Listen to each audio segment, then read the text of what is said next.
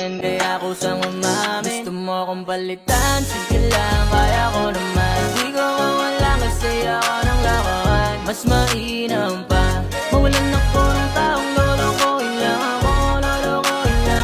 Tagayan mo ko pre, kakalimutan ko na siya. Pero nung nalasing ay naiyak na tangina.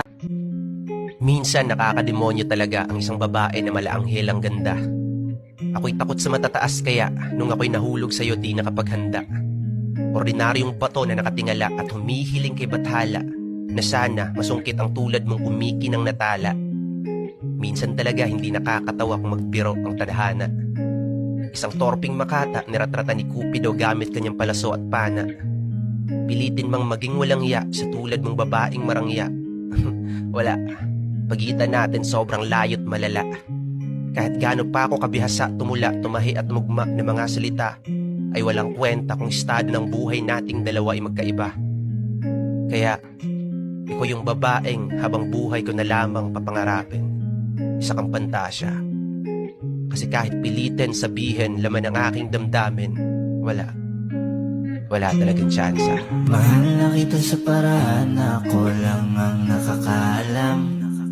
Mahal na kita Ito yung masakit. Sineryoso mo siya, minahal mo siya, naghigit pa sa sarili mo. Hindi ka lumingon sa iba, at iniwasan mong matukso sa iba. Tapos, bigla mo na lang malalaman na may... My favorite person is now officially ignoring me. At tanggap ko na yun na hindi na ako yung nagpapasaya sa kanya ngayon. So lang magpasalamat kasi hinayaan mo ang pumasok sa buhay mo. Normal lang ba magmakaawa sa taong mahal mo?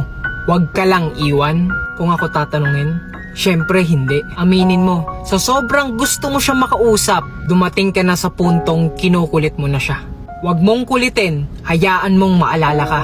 At huwag na huwag kang manglilimos ng atensyon. Kasi kung mahal ka nun, kusa niyang ibibigay ang lahat ng yun kahit hindi mo hilingin sa kanya. Kasi kung mahal ka nun, kusa niyang ibibigay ang lahat ng yun kahit hindi mo hilingin sa kanya. Ayokong masanay sa taong nagpapasaya sa akin ngayon. Kasi, what if mahal niya pa pala yung nakaraan niya? Paano na ako?